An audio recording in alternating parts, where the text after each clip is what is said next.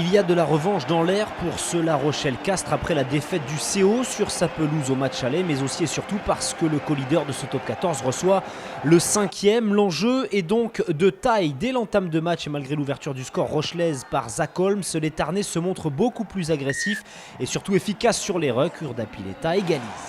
Quelques minutes plus tard, l'alignement castré combine bien en touche. Le ballon revient dans les mains de Jody Jeneker. Le talonneur inscrit le premier essai de la soirée pour son équipe en toute logique. L'arbitrage vidéo est demandé pour vérifier si la passe de Capo Ortega n'est pas en avant. Rien à dire pour Monsieur Charabas, les points sont effectivement validés. De l'engagement, il y en a surtout côté castré, presque trop sur cette action d'Antonio. Alors que l'arbitre siffle une pénalité en faveur du CO, il se reprend. Sur le ralenti, on voit que Capo Ortega est coupable d'une charge à l'épaule et écope d'un carton jaune. Les Tarnais vont donc finir cette première période à 14.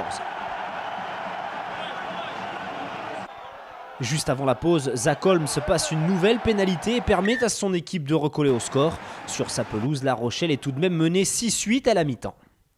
Après 3 nouveaux points inscrits par les Maritimes, les castrés, trop indisciplinés, se remettent à la faute. Cette fois, c'est le demi de mêlée Rory Cocotte qui se rend coupable d'un plaquage haut sur son vis-à-vis. L'occasion pour La Rochelle de profiter d'un nouvel avantage numérique. À 14 et sans son chef d'orchestre, le CO recule face aux charges des hommes de Patrice Colazo. Après un bon travail des avants, beaucoup de maîtrise et de patience, le 3e ligne All Black Victor Vito fait parler sa puissance et profite surtout d'un mauvais plaquage d'Urdapilleta. Il inscrit là son premier essai en top 14 et permet à La Rochelle de prendre l'ascendant psychologique.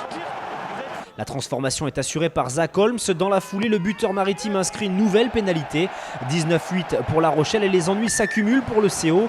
Après un accrochage entre Bougani et Montes, les deux hommes sont sanctionnés, mais pas de la même manière.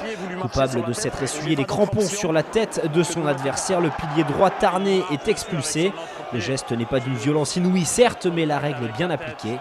18 fautes castraises, c'est beaucoup trop pour pouvoir espérer. La Rochelle reste invaincue à domicile et prend seule les commandes du top 14 avant le match de Clermont, score final 22-8.